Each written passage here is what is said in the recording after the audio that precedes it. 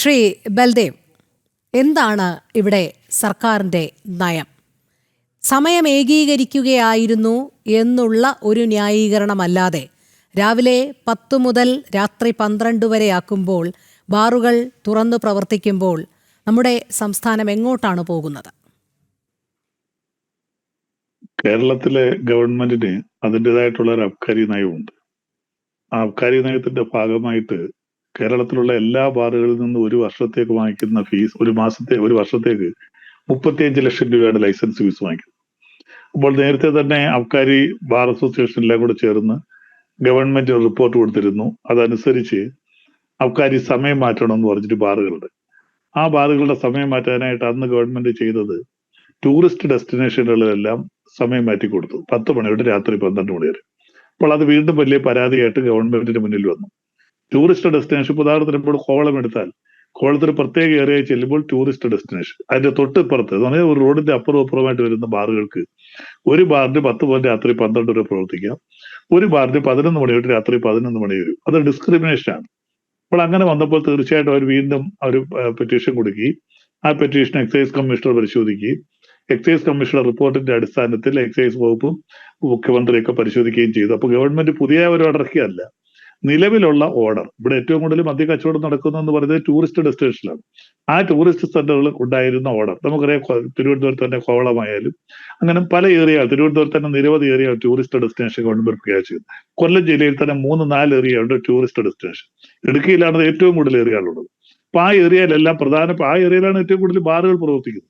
ആ ബാറുകൾക്കെല്ലാം നിലവിലുള്ളത് അതല്ലാതെ വരുന്ന മറ്റ് ഏരിയകളിലേക്കൂടെ അനുവദിച്ചു കൊടുക്കുകയാണ്. അല്ല, പുതിയതായിട്ടൊരു നയം കൊണ്ടുവന്നതല്ല.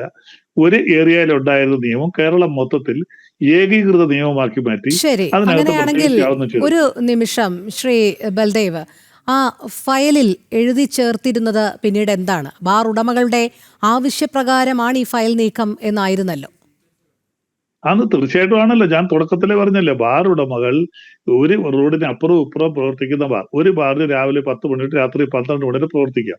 ആ റോഡിന്റെ എതിർവശമുള്ള ബാറിന് അത് പ്രവർത്തിക്കാൻ പറ്റുന്നില്ല. കോവളത്ത് തന്നെ ഉണ്ട് അങ്ങനെ എക്സാമ്പിൾ. തിരുവനന്തപുരം ജില്ലയിലെ കോവളത്ത് തന്നെ അങ്ങനെ എക്സാമ്പിൾ ഉണ്ട്.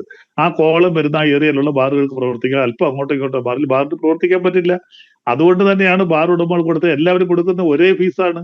എല്ലാവരുടെയും കയ്യിൽ നിന്ന് വാങ്ങിക്കുന്നത് 35 ലക്ഷം രൂപയാണ് ഒരു വർഷത്തേക്കുള്ള ലൈസൻസ് ഫീ ആയിട്ട് വാങ്ങിക്കുന്നത്.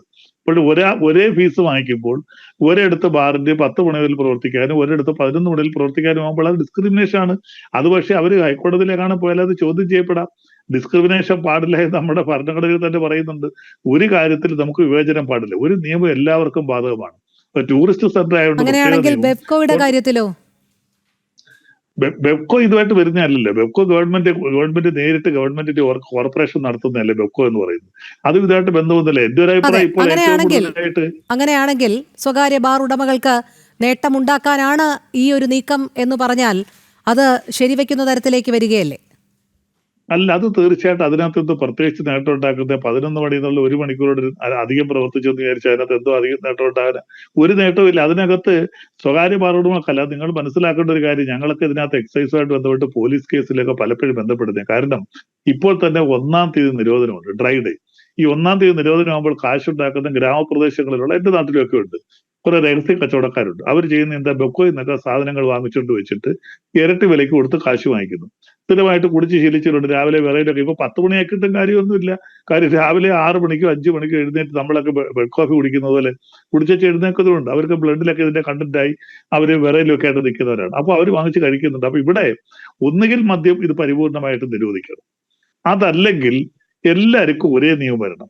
പരിപൂർണ്ണമായിട്ട് നിരോധിക്കട്ടെ. മൊത്തം ബാറുകൾ കുറച്ചെല്ലാം അടച്ചിട്ടിരുന്നല്ലോ, അങ്ങനെ മൊത്തം ബാറുകൾ നിരോധിക്കുക. അപ്പൊ ബാറുകൾ തുറന്നു വെക്കുകയും പകുതിയിൽ കൂടുതൽ ബാറുകൾക്ക് കൂടുതൽ പ്രവർത്തന സമയവും കുറച്ച് ബാറുകൾക്ക് കുറച്ച് പ്രവർത്തന സമയമാകുമ്പോൾ തീർച്ചയായിട്ടും അത് ചോദ്യം ചെയ്യപ്പെടാം. അത് ചോദ്യം ചെയ്യപ്പെട്ടാൽ പല കാര്യങ്ങളിലും സർക്കാരിന് ഗവൺമെന്റ് കോടതിയിൽ തിരിച്ചടി ഉണ്ടാവും.